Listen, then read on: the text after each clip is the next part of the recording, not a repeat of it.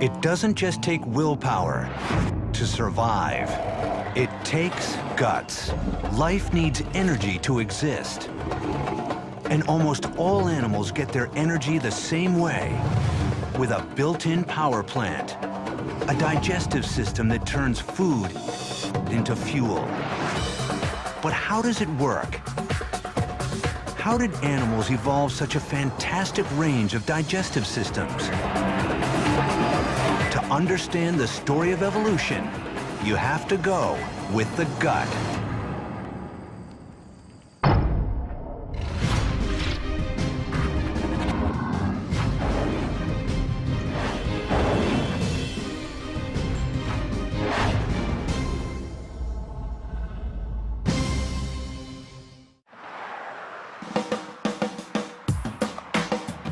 This is no ordinary night out for dinner. Oh, here it comes, ladies and gentlemen!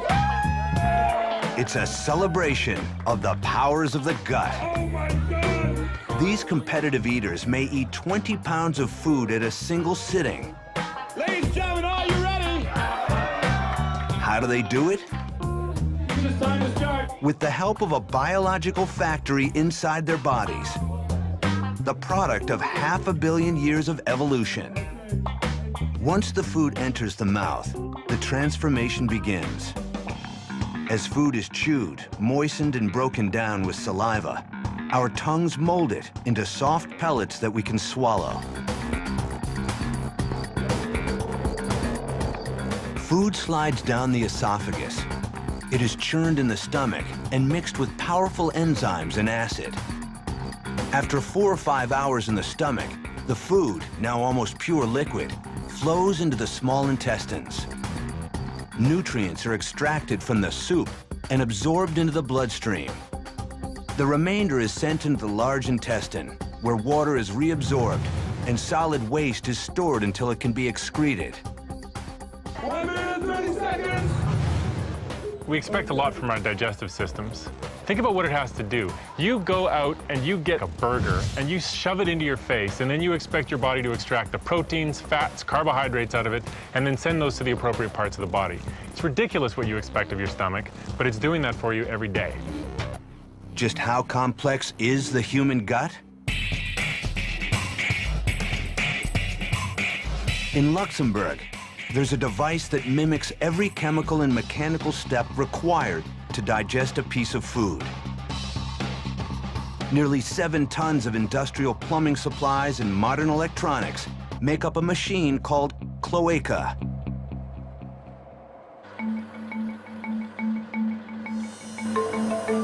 It is a machine that eats, that digests, and it goes through all the same process that we have in our body.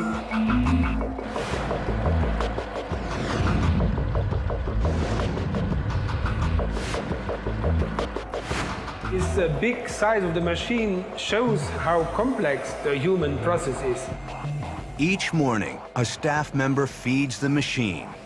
This particular machine can eat exactly the same that we eat, and very often it's very good things. As food falls in, a meat grinder replicates the chewing action of our teeth. Food then flows into vats of digestive juice, including hydrochloric acid, a solvent that can dissolve rock, and the same stuff we use. Down the line, containers replicate the action of our intestines, the further breakdown of food and absorption of nutrients. This part of the machine, about 26 feet long, is roughly the same length of the intestines that lie coiled inside us. After some 25 hours, digestion in cloaca, as in our bodies, reaches the end of the line. And what comes out is really similar to what we do. And what we do is poop.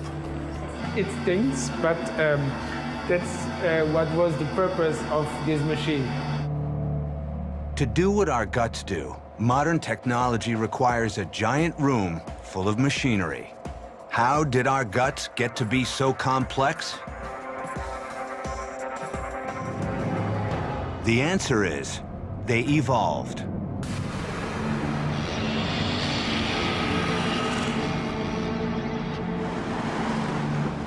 Life today is the result of billions of years of changes, mutations, and natural selection. But through all the years and all the species, one need has remained constant. To survive, every organism on Earth must have energy. To get it, animals steal it from other kinds of life, eating plants, microbes, or other animals. But once they've had their meal, they must break it down to acquire the energy and raw materials they need to grow and survive. And for most animals, that breakdown happens in a gut.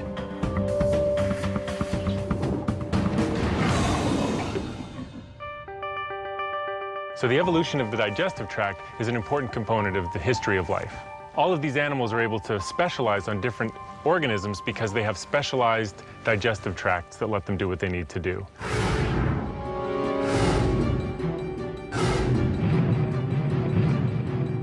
The earliest ancestors of animals had no mouths or stomachs. They were microorganisms that simply engulfed each other for energy. Then, some 575 million years ago, life got interesting. Frozen in time, on what today is the coast of Newfoundland, organisms unlike anything alive today. These were the planet's first multicellular life forms, the Ediacarans, things so mysterious that researchers have been unsure if they were plants or animals. Some of them are tiny, but some of them range up to 2 meters in size. What we're looking at here is when life got big. To identify these ancient organisms, paleontologists Guy Narbonne and Marc Laflemme have come to the Royal Ontario Museum to study a rare trove of Ediacaran fossils. One of our first instincts is to try and compare these to organisms that are familiar to us, organisms that we know. In terms of construction, they're very unique. They're built up of basically small little modules that have no modern counterpart, and there's absolutely nothing in modern animals that look anything like this. Some Ediacarans were fern-like, while others were disc-shaped and lied flat on the sea floor. While their shapes have led some experts to speculate that Ediacarans were early plants, Oh, the detail's exquisite. their ancient habitat tells a different story. More than 500 million years ago, the site where these Ediacarans died was a very different world. And the one thing that tells us that they most definitely were not plants is the environment. Analysis of the sediments here revealed that Ediacarans were living almost 1 mile underwater in a place of permanent darkness. There wouldn't have been enough light down there to read the headline in a newspaper, let alone have active photosynthesis like a plant needs. They may have looked like plants, but their ability to thrive in a sunless world has led Narbonne and Laflemme to conclude that Ediacarans were actually animals, the very first on Earth. If they were animals, how did they eat? These are the first large feeders in Earth history, and they got their food from the water. We don't see any evidence that any of them could move. They had no muscles, no guts, no eyes, no brains. They simply absorbed food from the water column and then transmitted it to the rest of the organism. Fixed to the sea floor, they could not search for food. Ediacarans competed for it by getting bigger. They were trying to maximize their surface area. How much of their body was actually in contact with water so that they could maximize the amount of nutrients that were absorbed in that way. For 30 million years, Ediacarans dominated the seas. But then, in a sudden evolutionary shift, life on Earth changed forever. The Ediacarans disappeared, devoured, it's thought, by new kinds of animals equipped with new kinds of organs and a whole new way of eating. for the first time in the history of life, Earth got guts.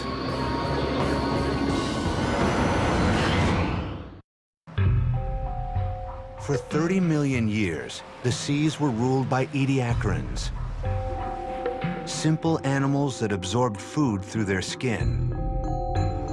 But meanwhile, another lineage of animals was evolving a very different feeding strategy: a gut. The first guts may have looked like the ones in jellyfish today. If you look at something like a jellyfish, it doesn't have a mouth and an anus and a tube going from one end to the other. All it has is a sac, so it can take food into the sac, and then it can spit the food back out. That works very well for jellyfish. But life in the sea was about to become far more complex. The ediacarans disappeared, overtaken by an entirely new array of creatures, born in an evolutionary event known as the Cambrian explosion.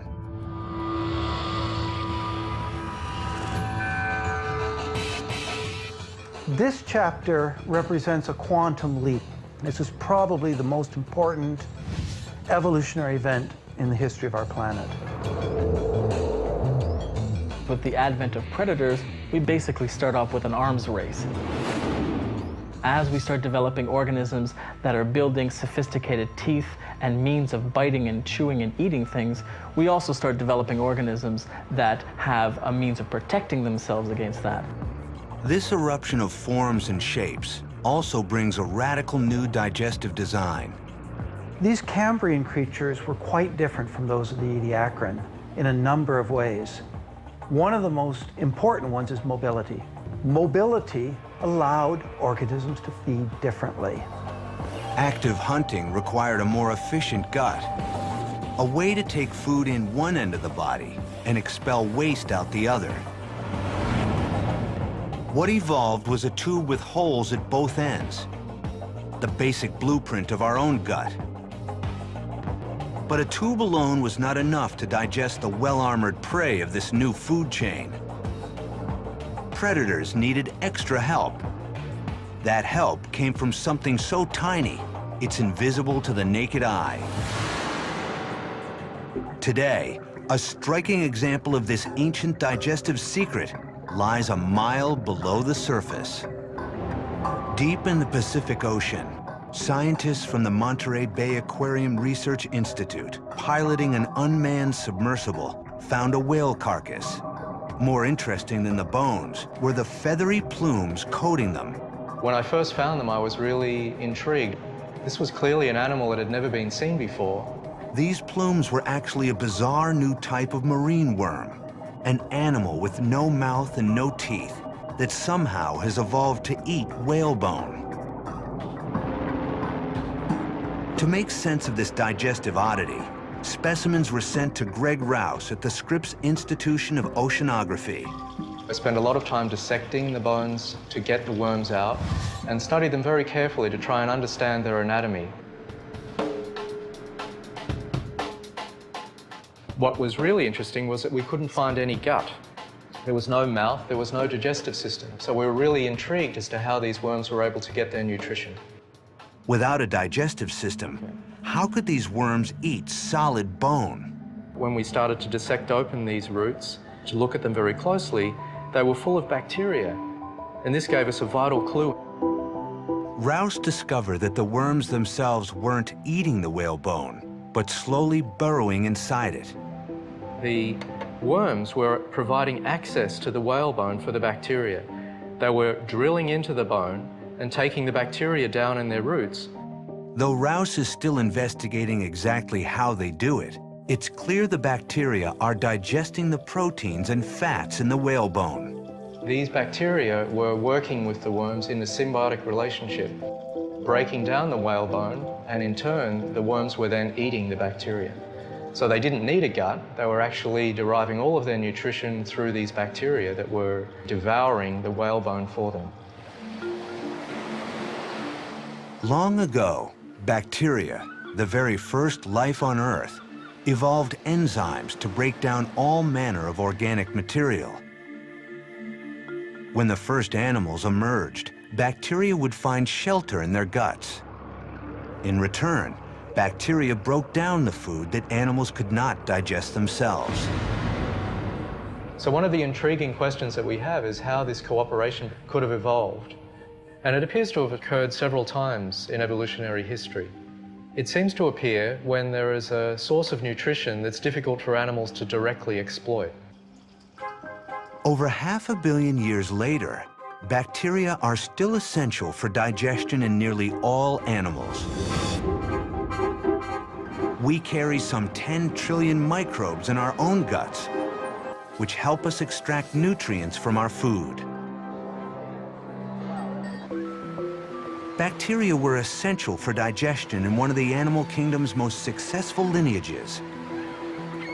Creatures with backbones, our own ancestors, the first fish, evolved into fast-swimming predators.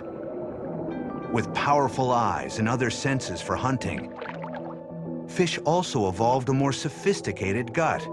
No longer a blind pouch or a simple tube, but the first proper stomach. When the stomach shows up, you get to pass food past different parts of your digestive tract in a certain order so you can be much more efficient about breaking the food down and getting the good stuff out of it.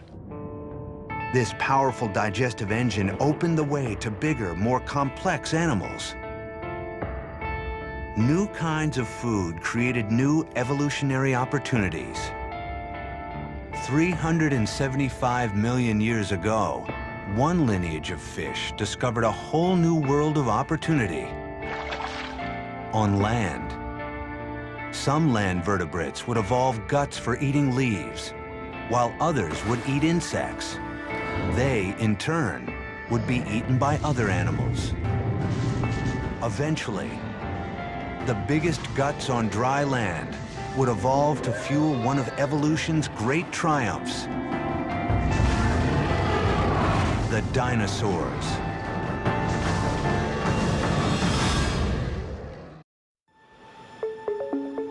Paleontologists have been digging up dinosaur bones for about 200 years. The fossils they study tell us a lot about what dinosaurs looked like and something of how they acted. But so much of their biology, what they ate, how they digested and fueled themselves, remains a mystery.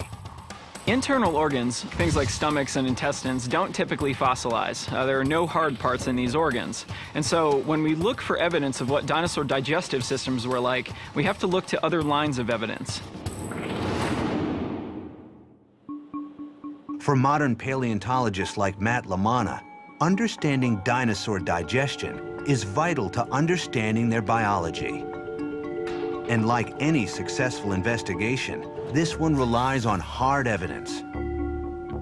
Specimens of dinosaurs, like this Psittacosaurus here, have been found with piles of rocks inside their rib cages. Now, why a dinosaur would have a pile of rocks inside its stomach might not be clear at first, until we look at the living descendants of dinosaurs, birds. Well, I'm here on a beautiful chicken farm, surrounded by chickens. What I'm doing here is feeding these chickens grain. Now, this grain is pretty tough stuff, and so to digest it properly, the birds need a way to break it into little bits. They can't do that with teeth. Birds lost their teeth long ago in their evolutionary history. But these chickens have solved that problem a different way by using what are called gastroliths. Gastroliths are small stones that birds intentionally swallow along with their food. Lodging in the gizzard, a digestive organ, the stones act like teeth. Food enters the gizzard, which houses the gastroliths. The gizzard will contract powerfully, forcing the stones against the pieces of grain, smashing the grain to bits and enabling the bird's digestive juices to act on it more efficiently. So what do stomach stones and chicken gizzards tell us about dinosaurs?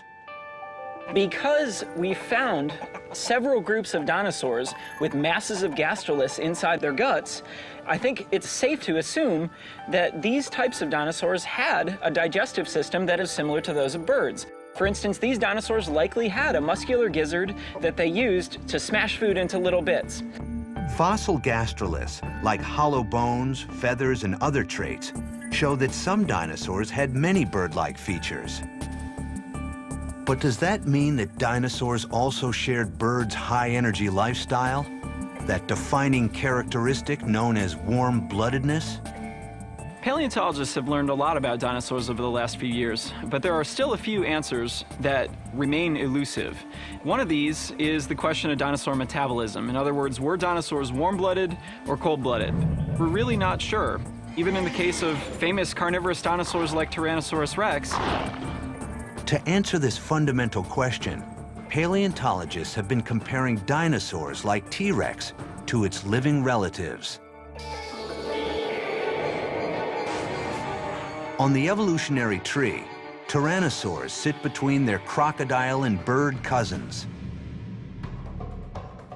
To many experts, they are less like birds and more like cold-blooded crocs and alligators, able to fast for long periods between meals and then binge voraciously, swallowing giant pieces of meat and bone, holding it all in their gut for days as enzymes break it down. But some remarkable new evidence into T-Rex's digestion is shedding light on what the king of dinosaurs was really like.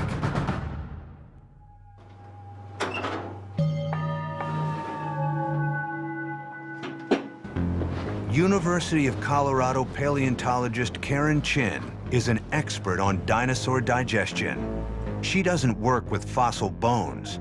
She studies something else the dinosaurs left behind.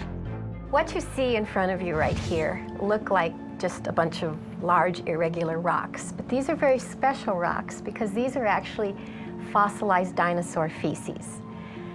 Fossil feces are actually called coprolites, and they can tell you quite a bit about ancient animals. Dinosaur coprolites are rare, but each one can reveal important clues to how dinosaur digestion actually worked.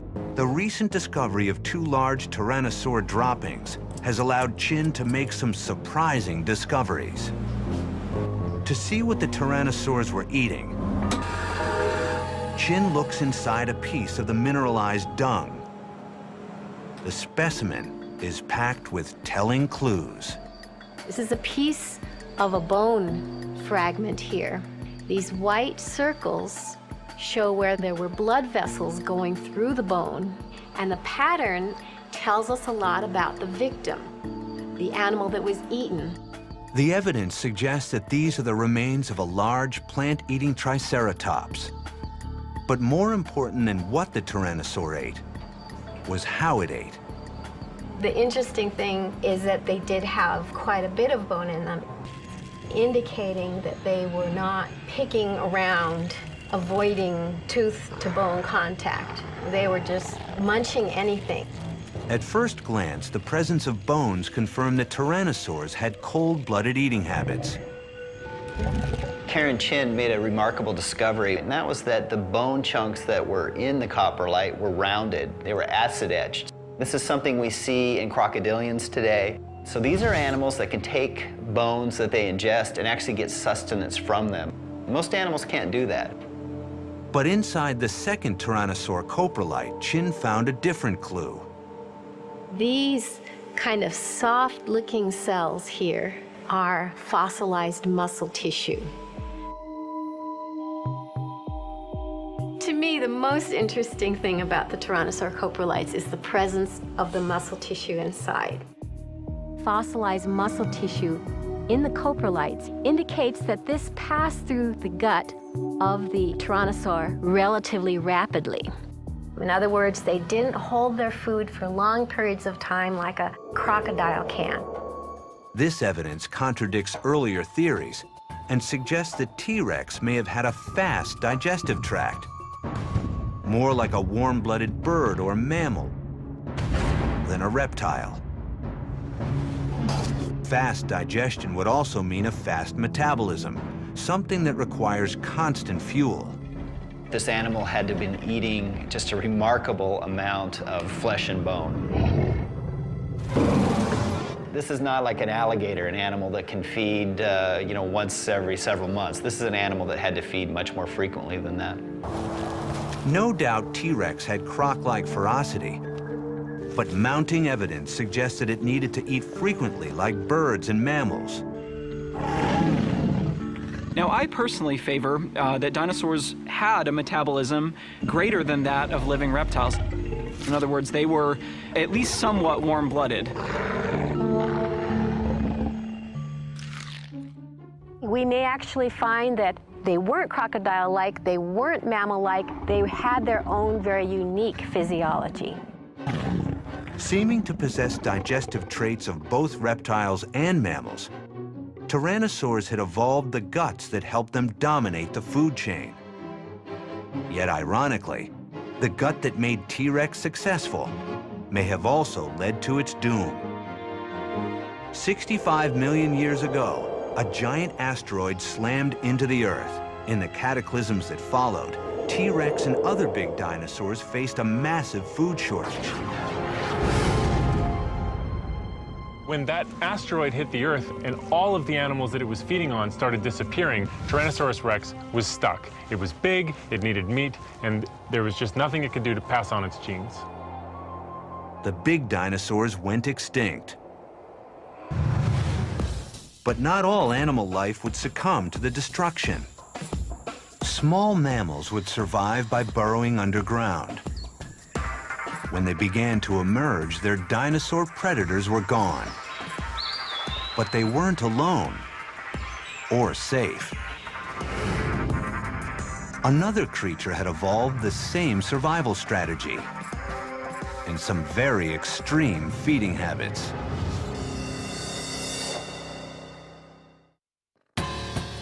In the early days of mammals, one type of lizard evolved to take advantage of the bountiful food source. Rather than lunging after its prey, it lost its legs and slithered. Cold-blooded and slow-moving, it came up with a radical new approach to feeding as well. The snake doesn't chew its food. It doesn't have the teeth or jaws for that job. Instead, snakes swallow their victims whole. How do they do it? And why have they evolved this extreme feeding strategy? At the University of Alabama, Stephen Secor is investigating the evolution of Burmese pythons.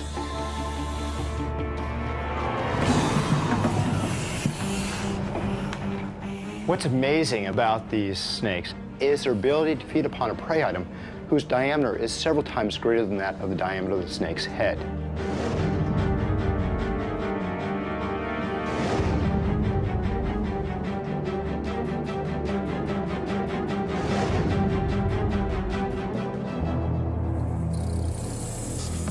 This snake can swallow whole animals because its digestive tract makes up almost 90% of its body.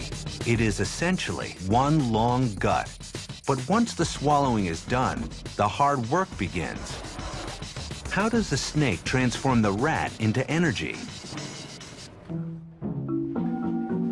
A visit to the vet's office is one way to find out. All right, let's get this shot here from the side. One of the best ways that we can quantify the breakdown of the prey item within the stomach is by simply x-raying individual snakes. I'll take this shot. Good deal. Outwardly, the snake appears calm, but inside, a powerful engine is revving. Oh, that's nice. That's nice. It's already looked like it's been dissolving away. Here's the skull, and as you can see, some of that bone is missing. So this snake is already starting to break down a bit of this rat's head, as well as some of its skull. Internally, what you don't see is the very dramatic increase in acid production. At this point, I bet the stomach is putting out a lot of hydrochloric acid, as well as pepsin, and that's what's really breaking this all down. This is all literally hidden inside the snake. The rat will just continue to move down into the pit of the stomach, and the acid and the enzymes will just constantly break it down till there's nothing left. After 7 days, the rat is digested and stored as energy, which will carry the snake through a long fast.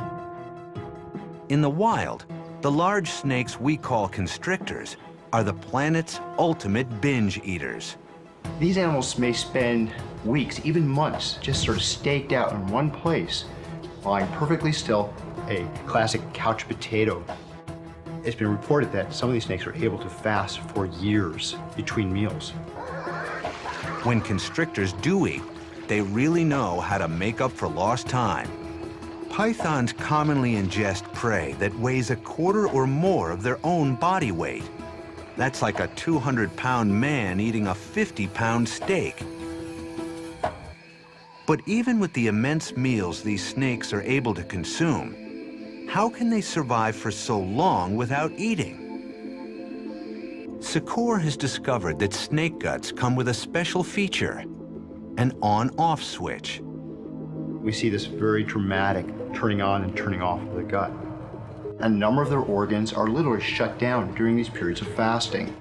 Having saved precious energy in between meals, pythons can jumpstart their stomachs when opportunity walks by.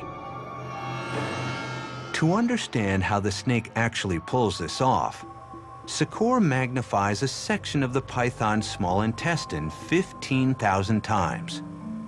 The microscope reveals the snake's microvilli, the finger-like extensions that nearly all animals use to absorb nutrients. So in mammals, including humans, the microvilli don't change with feeding and fasting. They maintain their same length, same position. But Secor has discovered that snakes have evolved microvilli unlike those in any other animals. When fasting, their microvilli are short and ordinary. But after feeding, they begin to grow and grow. What really was amazing was within 6 hours, the microvilli have already doubled in length. Within a day after feeding, the microvilli have increased anywhere from 6 to 7-fold in length, and that's unheard of in any other organism. As the microvilli grow, they increase the surface area of the small intestine exponentially. And the rat, that has been turned into liquid energy by enzymes and stomach acids, is thoroughly absorbed by the snake. After 7 days, the process is complete, and microvilli shrink back down. We can do a lot of studies in the lab to figure out how things occur. How is it that the intestine turns on and turns off? But the real question is why? Why do these traits exist? In a world where your prey is faster than you are, conserving energy is vital for the constrictors. It's a very nice evolutionary mechanism to basically expend longer periods of time without eating, letting their stored energy fuel their metabolism. And it's just a good strategy for feeding, for digesting, for surviving. Snakes aren't the only animals that have evolved extreme guts to cope with a difficult diet. 20 million years ago, in the Miocene epoch, a global cooling trend led to some dramatic environmental shifts. There was a huge change where big forests all of a sudden turned into grasslands. And so animals that were very, very good at browsing on trees that had been doing great up until the Miocene, there was all of a sudden a very, very new set of rules about what was good and what was bad. For the herbivores that browsed on leaves and forest plants, their old food supply was dwindling, and in many areas, being replaced by a virtually unlimited one: grass. But eating grass posed serious problems back then. It offered little cover from predators, and even more fundamental, grass was virtually indigestible. Grass might be plentiful in a grassland, but it's very, very hard to eat. It's hard to eat because it's got very little nutrient in it. What nutrient it does have is bound up in undigestible, starchy cellulose material. But some mammals evolved a solution. Ruminants, including the cow, live today on a diet of grass. What was their digestive solution? You can see it inside one kind of very special cow. Just like any other cow, Rose has an amazing stomach. How do we know? Rose offers us a window into the stomach, literally. She is a fistulated cow. With a surgical opening in her side, Rose is a research animal living at Cornell University. You just pop the plug in there so that we can gain access to the large compartment of the stomach, the rumen. A painless process for the cow has given scientists like Debbie Cherney an unprecedented glimpse inside one of the most complex digestive systems on Earth. But to do its job, Rose's gut is more than intricate, it's massive. Her first and largest chamber, a giant fermentation tank called the rumen, can hold over 250 pounds of soggy grass. She also produces 55 gallons of saliva a day. So it's a very large compartment to hold all this material so it can digest it slowly. In an 80-hour journey, grass travels through 4 chambers that progressively break down cellulose, extract energy, and absorb water. In all ruminants, this digestive odyssey begins with a unique behavior known as chewing the cud. When she's done eating, she'll ruminate. She spits up her food. She spits it up in the back of her throat. She'll swallow to squeeze out any water that's in there, and then she'll chew her food. Why this complicated eating behavior? It may have originated as a way to avoid predators, to have a meal without becoming a meal. Since they are a prey species, if they eat quickly and then go someplace out of the open and chew in a safe place, then more of these species would survive. But to digest grass, ruminants needed more than a big and elaborate digestive tract. They also used the Earth's original digestive aid, the tiny stowaways so many species carry inside them. Microbes have been living inside animals ever since animals evolved. But the cow has taken it to a new level. Its gut is a giant habitat for microbes. Inside, more than 200 different kinds of microorganisms are at work, including trillions of bacteria that attack grass, turning cellulose into sugar and energy. In the rumen, large protozoa dwarf the bacteria and keep them in check by eating them. And there's even fungi that break down the fibrous forage that the bacteria can't handle. When you see a cow eating grass, it's pretty neat to remember that cows can't digest grass.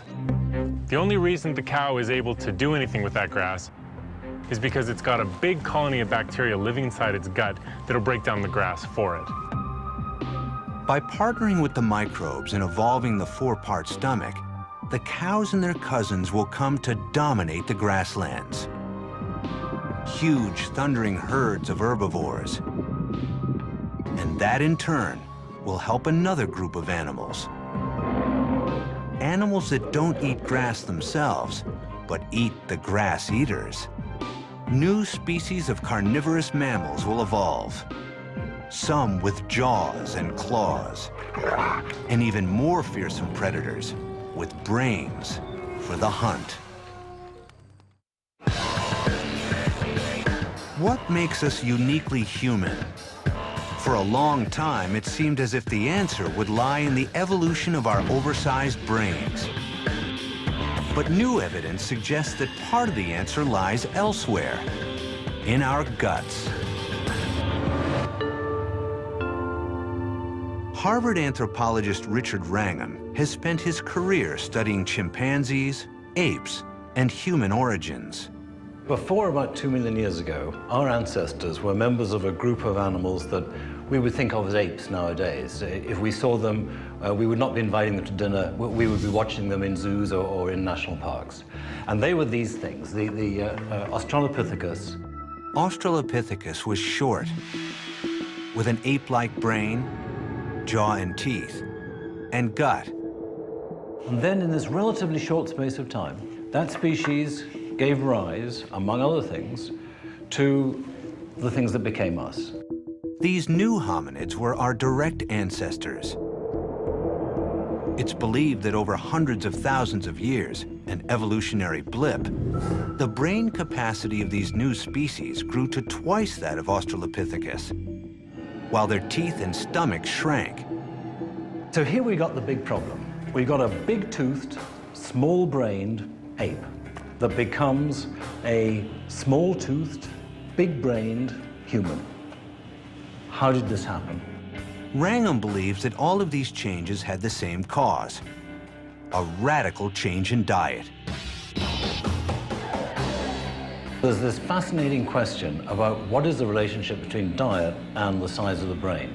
Where do you get the energy to fuel the big brain? Each organ in the body demands its share of energy. The digestive tract and brain are particularly greedy. If a species could evolve smaller guts, maybe it could evolve bigger brains. How did our ancestors shift from big guts to little ones? Conventional wisdom says these guys learned two things. They learned to get more meat, and they learned to use tools to get at the meat. We know they were using tools like this to cut the meat. And probably this same kind of tool could be used to pound the meat, give you something more like steak tartare, and that would make it much easier to eat.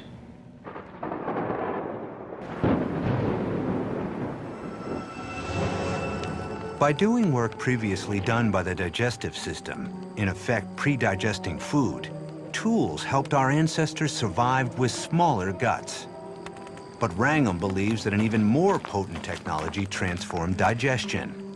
It's easy to imagine that once fire was used at all by these transitional species, then they would start resting their food against the fire because they'd learn very quickly that it tasted better.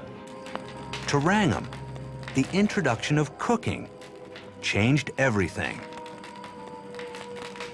It allows us to get more energy out of our food with less effort. I think you can regard it as one of the greatest improvements in the quality of the diet in the history of life, and certainly among all the primates. How could this new technology, cooking, give us bigger brains? To test his theory, Wrangham is collaborating with an expert in animal digestion, Stephen Secor. They've devised a simple experiment to see if there is any difference in the amount of energy it takes to digest cooked versus raw food. The guinea pigs for this experiment are two hungry Burmese pythons, test subjects that have no problem digesting raw or cooked meat. After the snakes are fed two equal-sized pieces of steak, one raw, one cooked, they are placed in containers. As air flows in and out of the Tupperware, the amount of CO2 exhaled by the snakes will show how hard each snake is working to digest its meal. What we found is that compared to the raw steak meals, that cooked steak reduced the cost of digestion by about 12.5%. So that supports the hypothesis that a cooked meal is going to reduce the cost of digestion. Wrangham argues that for early humans, the benefits of eating cooked meat was transformative.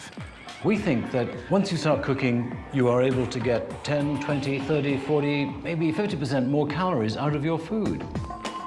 Over time, evolution favored individuals with smaller guts.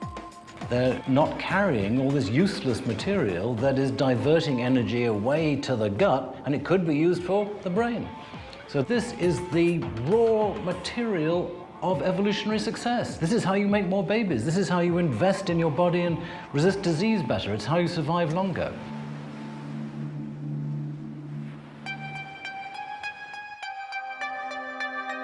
From the dawn of the animal kingdom, from simple pouches to tubes complete with stomachs, to digestive systems that could fuel a behemoth or let a mammal live on grass, guts have been at the center of evolution. And now, a new way of digesting food has allowed a new kind of animal to walk the earth: us.